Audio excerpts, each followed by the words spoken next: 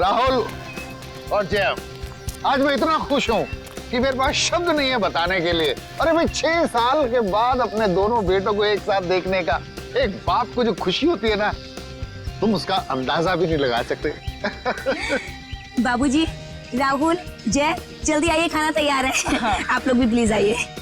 आओ बेटा, जल्दी आओ, खाना तैयार है।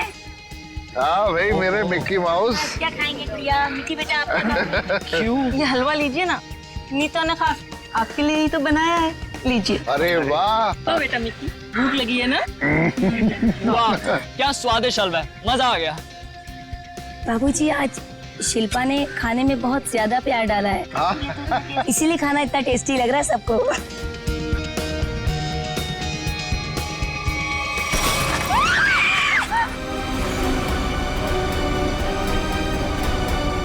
ये क्या?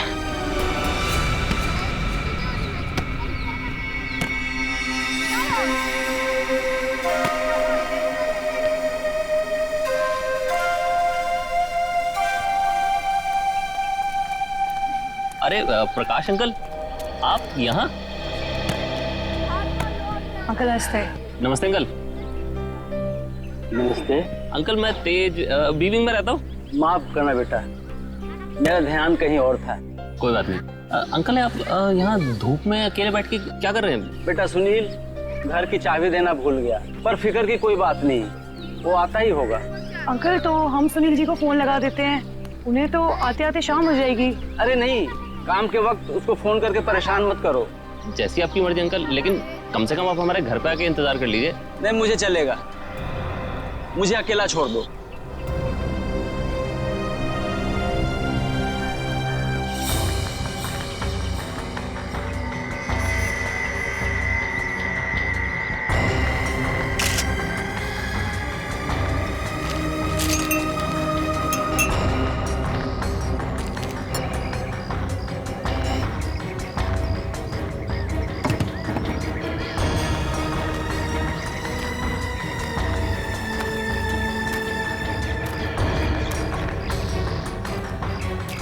एक बात बताइए जी, आप सब लोग यहाँ पर खाना खाने बैठे थे है ना, तभी ये हाथ खाने में गिरा?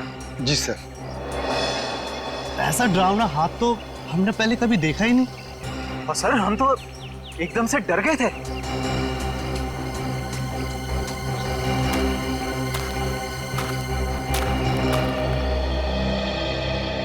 सर आपने हाथ तो देखा ही ना सर, गला नहीं है लेकिन खून पूरी तरह से सूख चुका है। बहुत बुरी हालत से काटा है ये हाथ। अगर ये हालत इस हाथ की है, वही सोच रहा हूँ जिसका ये हाथ काटा गया है उसके और शरीर के हिस्से का किया होगा।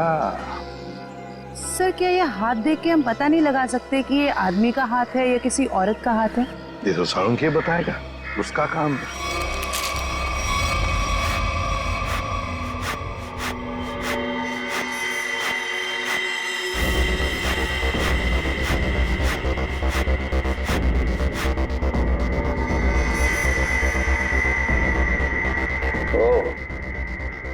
इन मुजरिमों के हौसले भी दिन ब दिन बुलंद होते जा रहे हैं। ओए, अकेले में क्या बातें कर रहा है? मुझसे बात कर। क्या पता चला, बताओ जल्दी। बस जिस किसी का भी हाथ है उसका डीएनए मरने वाले की कहानी पुकार पुकार कर बता रहा है। ऐसी क्या कहानी बता रहा है सर? सचिन, जिस किसी का ये हाथ है उसकी उम्र 40 से 45 साल की है, और बॉस इसके साथ जो कुछ हुआ है उसे सोच करके भी रोंगटे खड़े हो जाते हैं। रोंगटे खड़े हो जाते? क्यों सालूं के सब? इसके हाथ में से खून का एक एक कतरा निचोड़ निचोड़ के निकाला गया है। क्या कह रहे हैं सर आप? इतना कुछ किया गया इस बेचारे के साथ इसे मारने से पहले? हाँ, और ये सुइयां, ये तारे, ये सब इस हाथ के प्रेशर को, वॉल्यूम को और डेंसिटी को बता रहे हैं। लेकिन सर जब आदमी मर चुका है और उसके हाथ में खून ही नहीं तो प्रेशर कैसा? एक डेड बॉडी का भी एक निश्चित वॉल्यूम, निश्चित प्रेशर और निश्चित डेंसिटी होती है, लेकिन इसके मुर्दा शरीर का वो डेंसिटी, वो वॉल्यूम और वो प्रेशर तीनों कम है। और ये हाथ देखो बॉस, इस हाथ को देखने से लगा है कि किसी ने बहुत ही क्लिनिकली, सर्जिकली इस हाथ को काटा है। अच्छा, मतलब किसी ऐसे आदमी ने ये काम किया है जो मेडिकल के बारे में जानता है, शायद डॉक्टरी पेशे का हो सकता है। लेकिन ये है कौन, ये जानने से पहले हमें ये पता लगाना होगा कि ये हाथ किस आदमी का है, और ये हमें इस हाथ के ऊपर मिली अंगूठी ही बता सकती है। लेकिन सर उस अंगूठी को तो जंग लग गया था ना? हाँ, अंगूठी को जंग लग गया था। किसी ने बॉस उस अंगूठी को ब्रिंजोन कार्बाइड नाम के केमिकल में डाला है ताकि जंग हट जाए और उस अंगूठी का असली रूप हमारे सामने आ जाए। एक मिनट।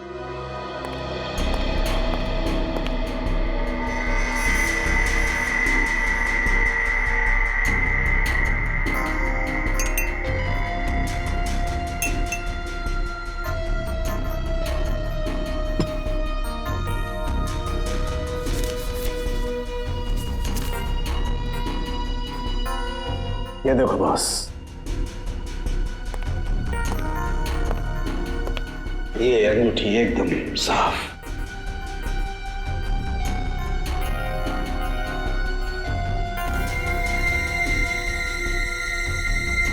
ये क्या है?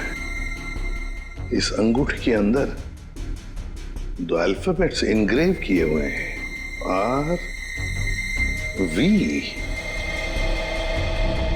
सर, ये 2 अक्षर R और V, इनसे कैसे पता चलेगा उस आदमी के बारे में?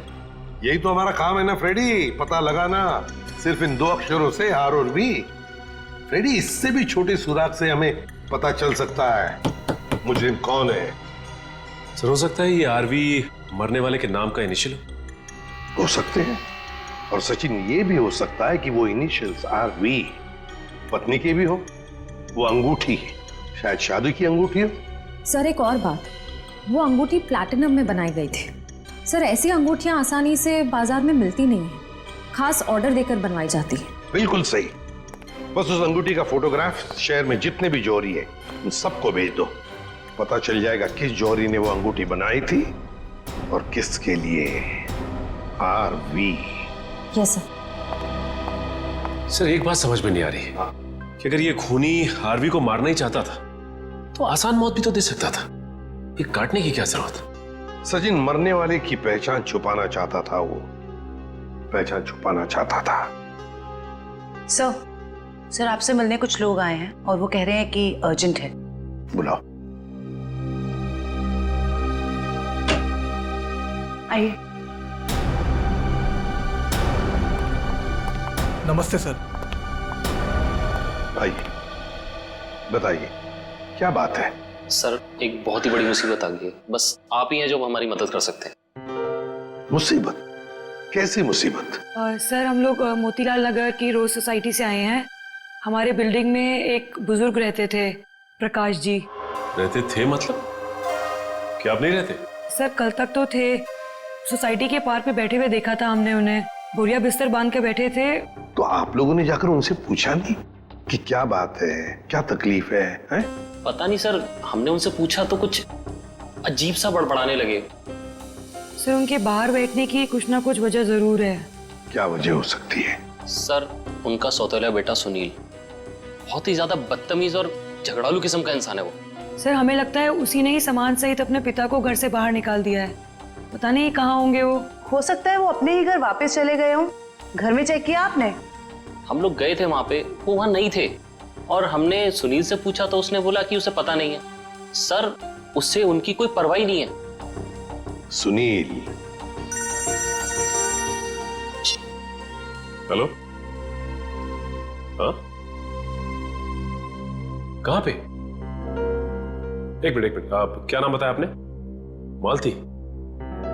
ठीक है, देखिए आप लोग चिंता मत कीजिए, आप सिर्फ उनकी फोटो भिजवाइए हमें, हम देखते हैं। सर, मालती नाम की हाउसवाइफ इंदिरा नगर से गायब है सर।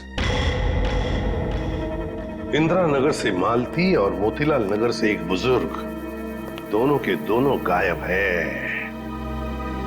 इन दोनों के घर जाना पड़ेगा, पूछताछ करनी पड़ेगी।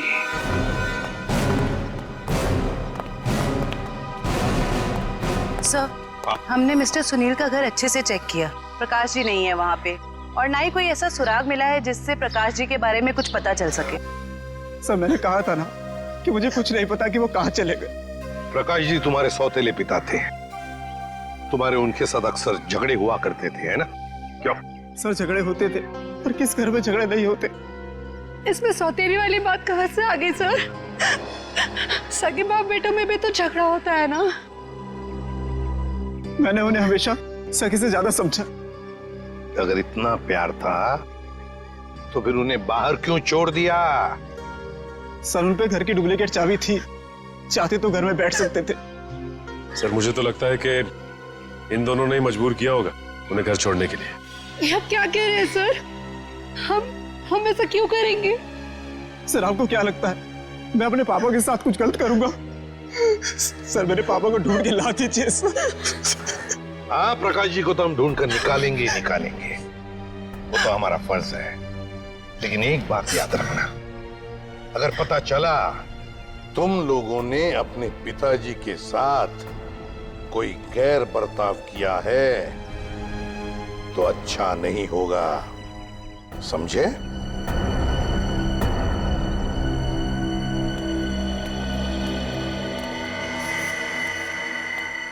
सर ये वो लेटर है जो मालती छोड़ के गई थी।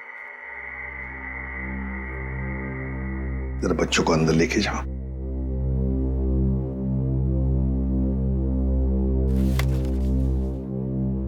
मैं मालती अपने पूरे होश में बिना किसी दबाव के ये खत लिख रही हूं। मैं अपनी रोजमर्रा की आम जिंदगी से इस घर गृहस्थी से तंग आ गई हूं और अपनी मर्जी से छोड़ के जा रही हूं। मुझे माफ कर देना विनय, माफ कर देना राहुल।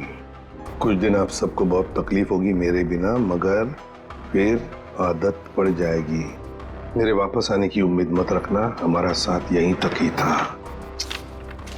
मालती। सर ऐसे कैसे कोई पत्नी अपने बसे बसाए घर को छोड़ के जा सकती है? वही तो। वो मैं कल बच्चे को स्कूल छोड़ने गई थी ना, तब वो मुझे वहां मिली थी, तो मुझे उसका बर्ताव कुछ अजीब सा लगा। कुछ अजीब सा लगा मतलब? कैसा लगा आपको? मतलब वो बच्चे के सामने रो रही थी। सर हमेशा अपना और पापा का ख्याल रखना। आप कहीं जा रहे हो क्या? मैं भी चलूंगा आपके साथ। नहीं बेटा, मैं कहीं नहीं जा रही। और रोते रोते उसने बच्चे को वैन में बिठाया और वो सब्जी लाने के लिए चली गई, और जाते जाते उसने अपना मोबाइल फोन भी तोड़ दिया। ये तो बड़ी अजीब बात है। कैसे गई वो वहां से? वो ऑटो से गई सर। और कहाँ गई कुछ पता चला? मेरा मतलब है क्या सुना आपने? नहीं, मैं सुन नहीं पाई सर। चलो ठीक है, thank you very much. Sachin, Motilal Nagar और इंदिरा नगर के जितने भी रिक्शा वाले हैं उन सबको प्रकाश जी और मालती के फोटोग्राफ्स दिखाओ। एक्सक्यूज मी भाई साहब, इस आदमी को आपने यहाँ कहीं देखा क्या? नहीं सर, इनको कभी नहीं देखा। अरे आप ध्यान से देख के बताइए, हो सकता है कभी आपकी टैक्सी में बैठे हो। टैक्सी में तो दिन भर में बहुत लोग बैठते हैं साहब, हर किसी का चेहरा याद रखना मुश्किल रहता है। शुक्रिया।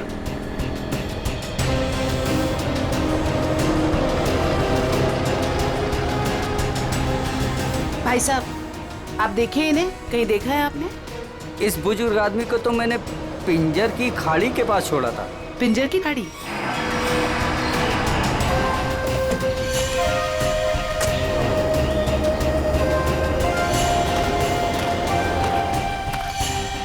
साहब, ये औरत कल पक्का मेरे साथ मेरे ही ऑटो में गई थी।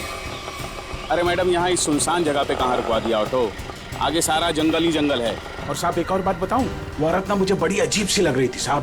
पूरे रास्ते रोती हुई गई और मोटी डोंगरी की गुफा के पास इसने मेरी ऑटो रुकवाई और उतर के चली गई। मैंने कहा भी कि मैडम अपने बाकी के पैसे तो लेते जाइए, लेकिन उसने पीछे मुड़कर देखा ही नहीं, बस जंगलों की तरफ बढ़ती चली गई साहब। ठीक है भाई साहब। जी सर। अरे जयवंती जरा देखो, देखो जरा ये टैब में, मोटी डूंगी की गुफा और पिंजर की खाड़ी। सर ये दोनों इलाके तो कुलवाड़ी के जंगलों के आसपास हैं। काफी सुनसान इलाका लग रहा है सर। हाँ, इस इलाके में 20 किलोमीटर तो जंगल ही जंगल है, लेकिन ये दोनों ऐसे घने जंगल में उतरे क्यों?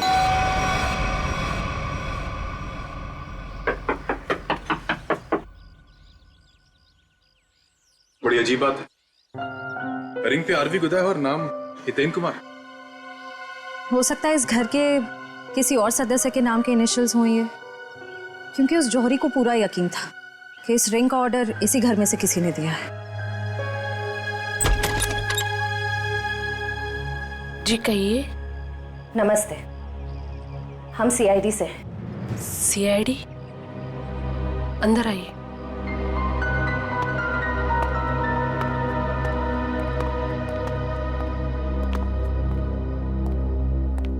जी हितेन ठीक तो है ना? कहाँ है वो? आप उन्हें साथ नहीं लेके आए?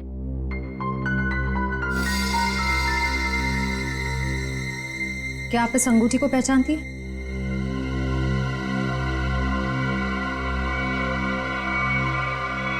संभालिए अपने आप को। मैम ये लीजिए।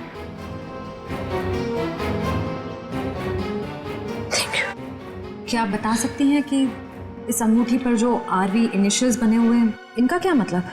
अपने माता पिता के नाम पे गुंदवाया था इन्होंने। ससुर जी का नाम राकेश था और सासू माँ का नाम विनीता। मुझे लग रहा था कि जरूर कुछ ना कुछ बुरा हो रहा है। हितेन कभी मुझे बिना बताए घर से गायब नहीं हुए। क्या आप मुझे उन्हें मिलवा सकते हैं प्लीज?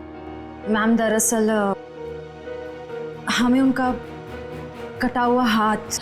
बस कुछ मत बताइए, मैं और कुछ सुन नहीं सकती। मैं जानती थी हितेन जिस राह पे चल रहे हैं उसका अंत अच्छा नहीं होगा। हमें भी पता चल चुका है कि वो किसी गलत काम में शामिल थे, इसलिए आपने उनके गायब होने की रिपोर्ट नहीं दर्ज कराई। क्या आप प्लीज हमें पूरी बात साफ साफ बताएंगी? दरअसल इन्होंने अपने कंपनी से 10 करोड़ का घोटाला किया था। 10 करोड़ का घोटाला? इन्होंने वो पैसे कहीं और काम पर लगाए। पैसे तो डूब गए, लेकिन जब कंपनी ने उनके पास पैसे की डिमांड की तो उनके पास पैसे देने के लिए एक फूटी कौड़ी भी नहीं थी। फिर क्या, कंपनी ने इनके ऊपर केस कर दिया। हमारा घर नीलाम होने के कगार पर आ गया।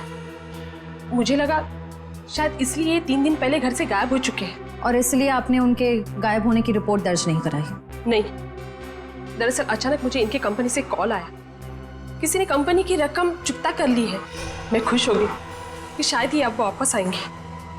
एक मिनट, वो 10 करोड़ रुपए जो हितेन ने कंपनी से चुराए थे वो किसी और ने चुकते किए? किसने? पता नहीं, किसी ने इनके कंपनी के अकाउंट में वो रकम डलवा दी थी और एक चिट्ठी छोड़ी कि ये रकम वही है जो हितेन ने उनकी कंपनी से ली थी। बड़ी अजीब बात है मैम, कोई और हितेन के पैसे क्यों चुकाएगा, वो भी 10 करोड़? इसके पीछे जरूर कोई गहरा राज है। मैम, आपके रिश्तेदारों ने या दोस्तों ने हितेन को ढूंढने की कोशिश नहीं की? कोशिश की न, हितेन की गाड़ी भी मिली गुलवाड़ी जंगल के पास, लेकिन हितेन का कुछ पता ही नहीं चला। गुलवाड़ी जंगल?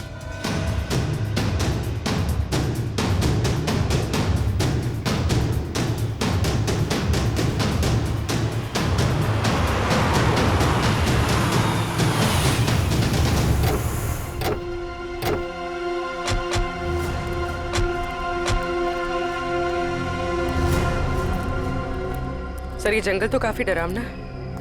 प्रकाश जी और मालती यहाँ क्या करने आए होंगे? हो सकता है उन्हें झांसा दे के लाया गया हो या जबरदस्ती यहाँ पे ले आया गया हो।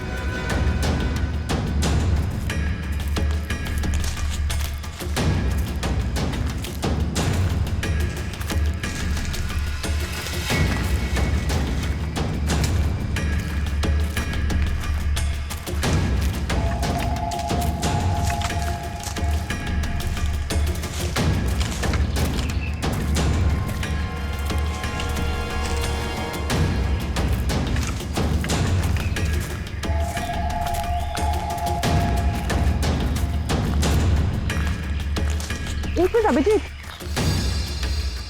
वो देखो।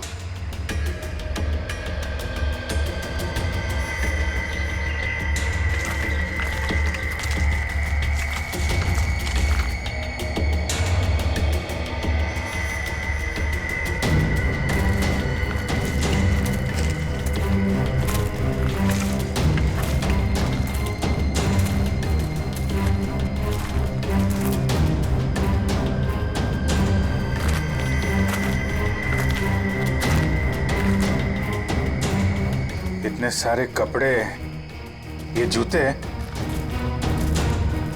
ओह माय गॉड, खून देखा? Oh no.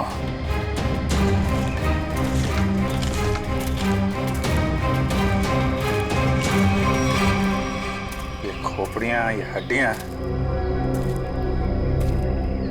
ये जंगल के अंदर चल क्या रहा है?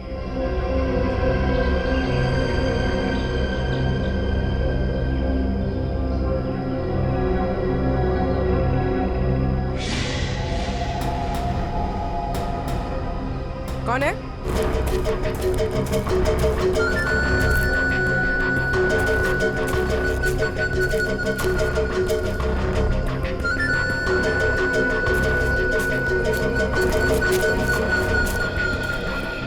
क्या हुआ? वहां तो कोई नहीं है सर। सर वहां पे कुछ था सर। सुनसान जंगल में कौन हो सकता है? ये तो सारे कपड़े, जूते और ये हड्डियों को देखकर लग रहा है कि अलग अलग उम्र के लोगों को शिकार बनाया गया है। बहुत खतरनाक अपराधी है। मासूम भोले भाले लोगों को यहाँ बुला के मार डालता है।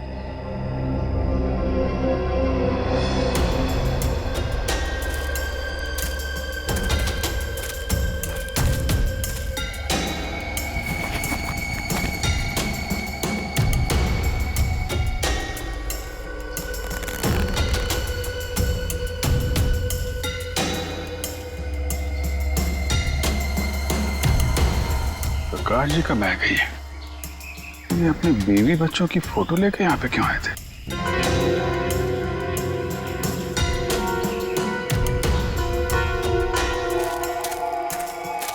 ए रुको! क्या हुआ? सर वहां पर कुछ अजीब सा था सर। गाड़ी क्या हुआ सर? सर जंगल में कोई आया है? तुम लोग देखो जरा जाके।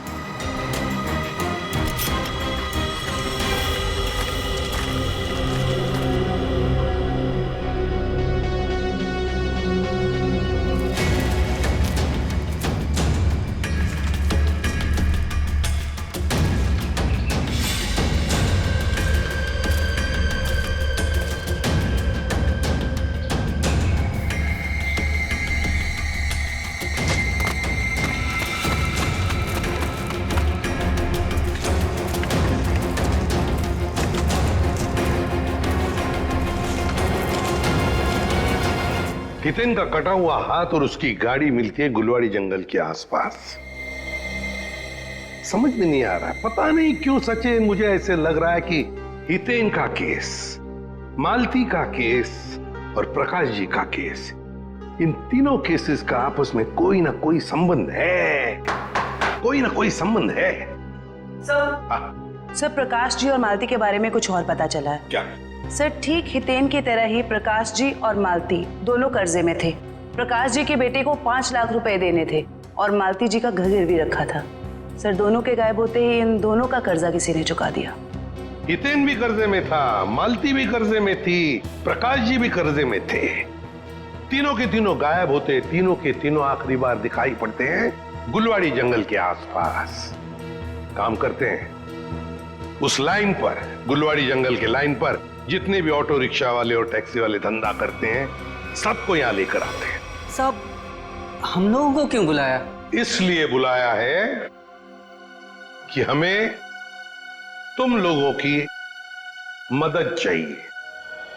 हम क्या मदद कर सकते हैं साहब आपकी?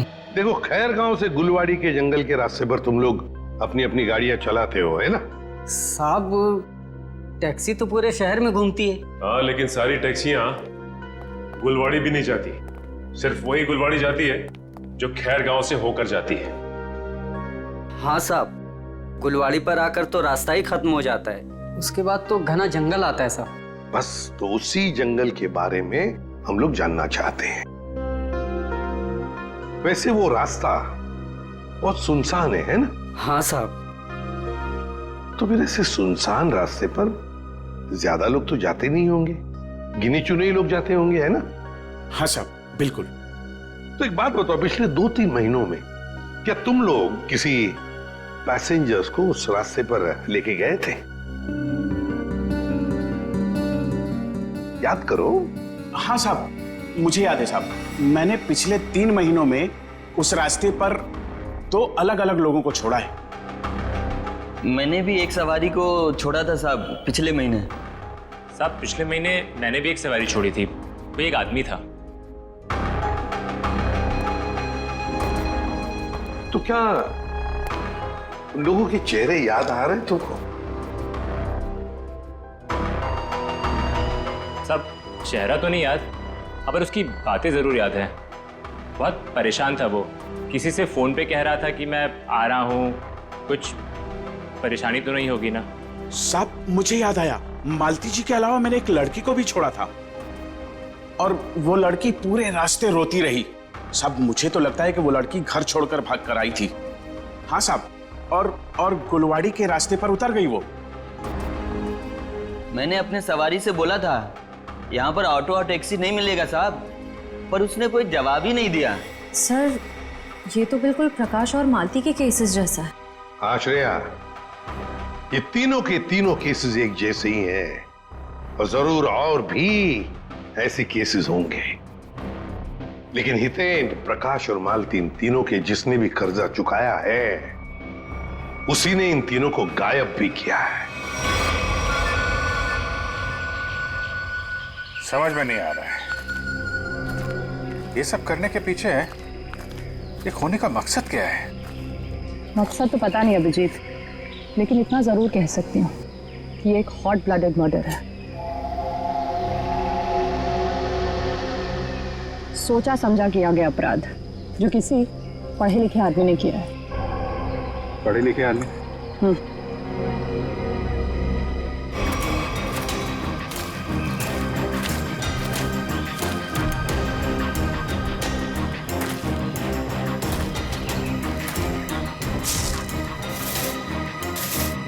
ये देखा? जंगल में पाइप कैसे आ गई? लेकिन नक्शा में तो कोई पाइप वगैरह नहीं थी। वही तो, कहीं ये पाइप भी उन अपराधियों ने तो नहीं लगाई है। काटो जरा सा। निखिल, गाड़ी की आवाज उसी वक्त आई जब हम जंगल में थे। ये कोई संयोग नहीं है। मतलब मुजरिम को भनक लग गई थी हमारे जंगल में आने की। भले ही भनक लग गई हो, लेकिन हमारे हाथों से बचेंगे नहीं हमको।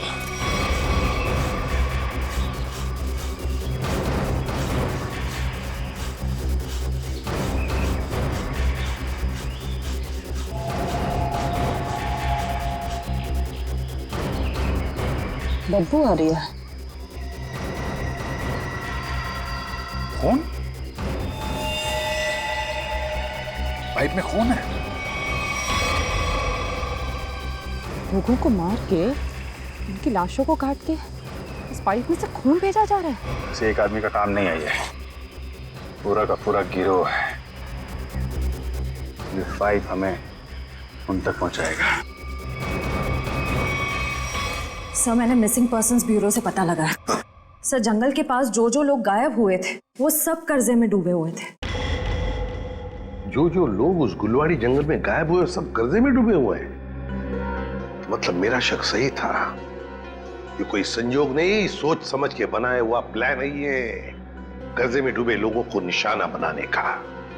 सर लगता है ये कोई सीरियल किलर है जो कर्जे में डूबे लोगों को ही अपना शिकार बना रहा है। सर सचिन हो तो हम पता लगा ही लेंगे। ये प्रकाश, हितेन और मालती, इन तीनों के फोन रिकॉर्ड चेक किए? Yes sir. क्या पता चला? सर इन तीनों के फोन रिकॉर्ड्स में 3 नंबर ऐसे हैं जो कॉमन हैं। किस किस के फोन नंबर्स है वो? सर 2 नंबर तो बंद आ रहे हैं और तीसरा नंबर किसका है इसका पता नहीं चला है। लेकिन सर इस तीसरे नंबर से किसी जया को फोन किया गया है परसों। तीसरे नंबर से जया को फोन किया गया है? तो फिर लगता है जया की जान को खतरा है। जया की जान को खतरा है। श्रेया, इस जया को फोन करो, पूछो उससे क्या वो किसी कर्जे में डूबी है क्या।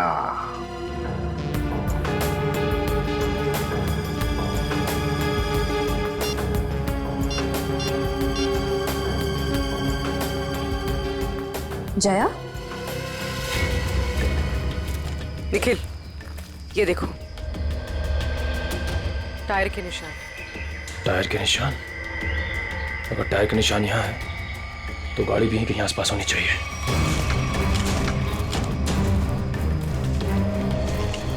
गाड़ी उस तरफ है, संभाल के।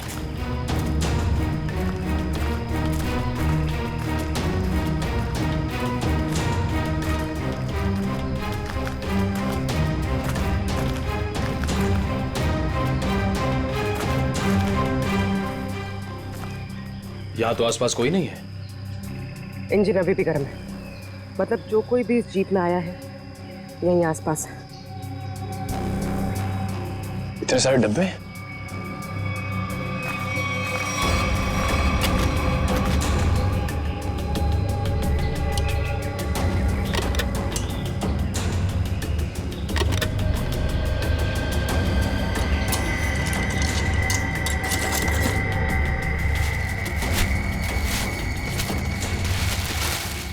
ये तो अस्पताल का सामान है।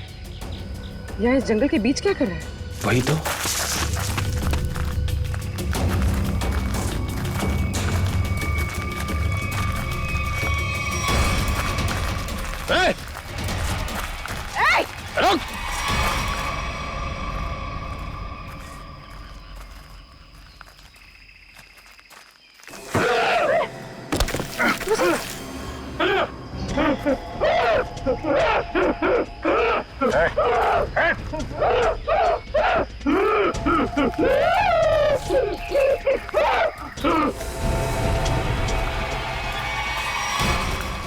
रुक!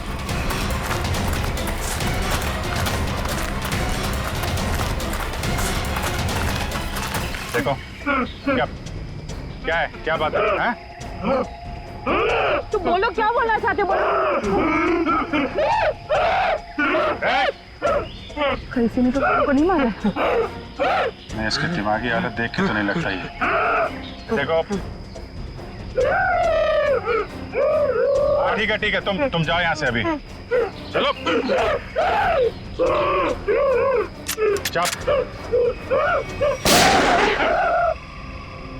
तुमने गोली क्यों मारी? वो बेचारा डर के भाग गया। वापस आके इसको बचा लेंगे। पहले प्रकाश और मालती को बचाना जरूरी है, कहीं उनकी भी ऐसी हालत ना हो जाए।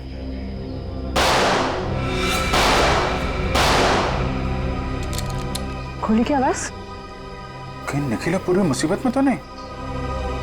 लेकिन उन्हें ढूंढेंगे कैसे अभी? जिधर से गोली की आवाज आई है उधर।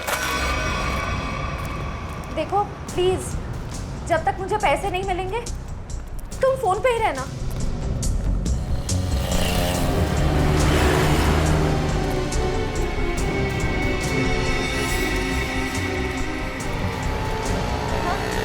मुझे दुकान दिख गई, मैं आ रही।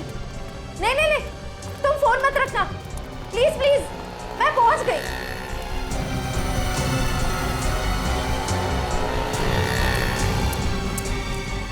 भाई साहब वो मिट्टी का तेल दो ना।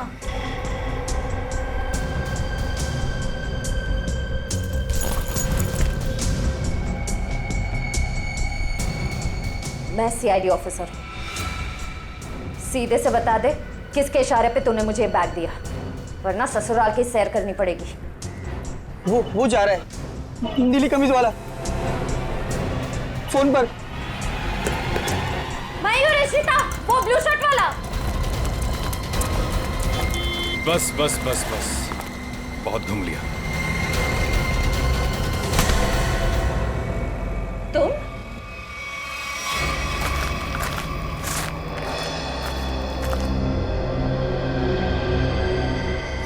घसीटने का निशान।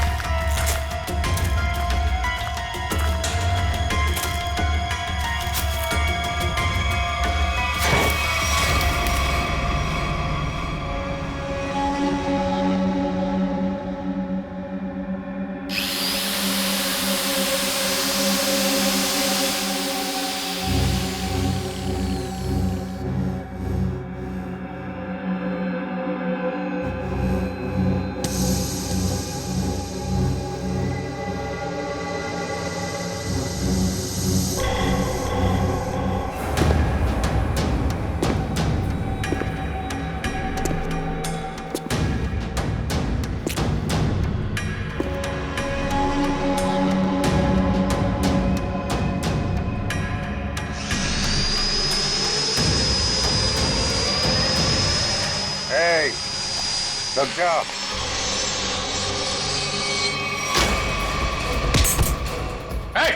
रुक जाओ, नहीं तो इसकी खोपड़ी उड़ा दूंगा।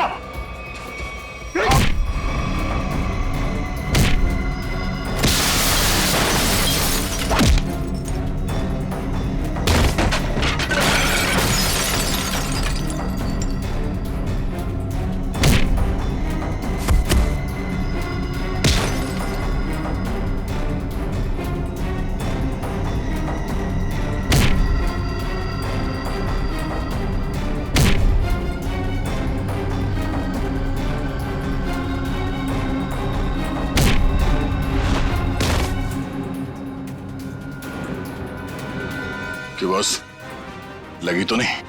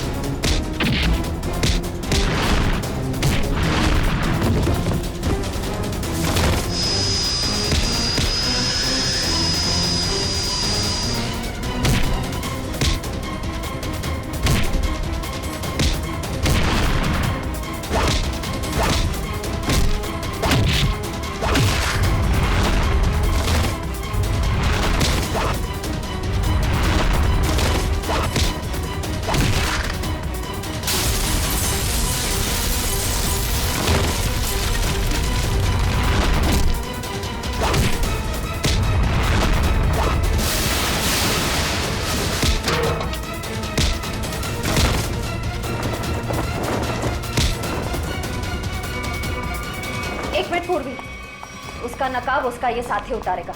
उतार उसका मास्क। सर, ये वो लेटर है जो मालती छोड़ के गई थी।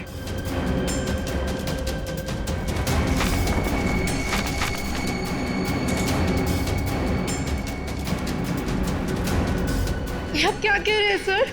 हम ऐसा क्यों करेंगे? पैसों की लालच में तुम इतनी गिर गई, तुमने इंसानियत को शर्मसार कर दिया। यहाँ तक कि अपने पिता समान ससुर तक को नहीं छोड़ा तुमने।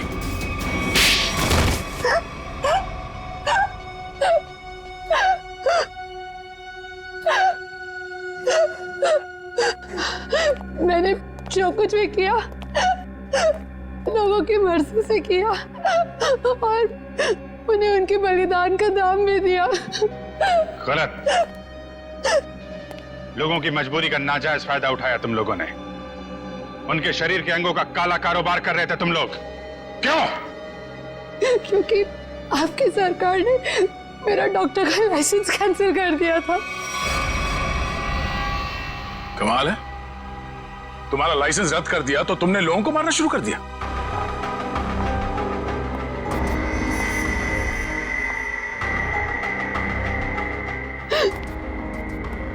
तुम्हारे आड़े टेढ़े एक्सपेरिमेंट ने यह हाल कर दिया लोगों का। शर्म आनी चाहिए तुम दोनों को। इतना नीचे गिर गए कि अपने घर वालों को तक नहीं छोड़ा तुम लोगों ने।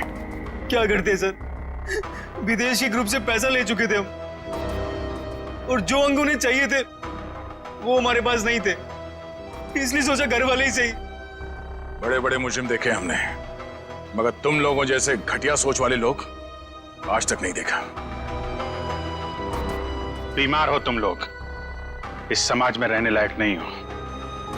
किस्मत अच्छी हुई तो जिंदगी भर जेल में सड़ोगे, वरना आसार तो यही है कि अदालत फांसी देगी तुम्हें। ले जाओ इन्हें।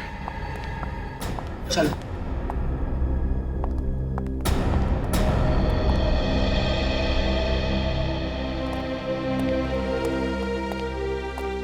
इनका किसी अच्छे अस्पताल में इलाज करवाते हैं। चल।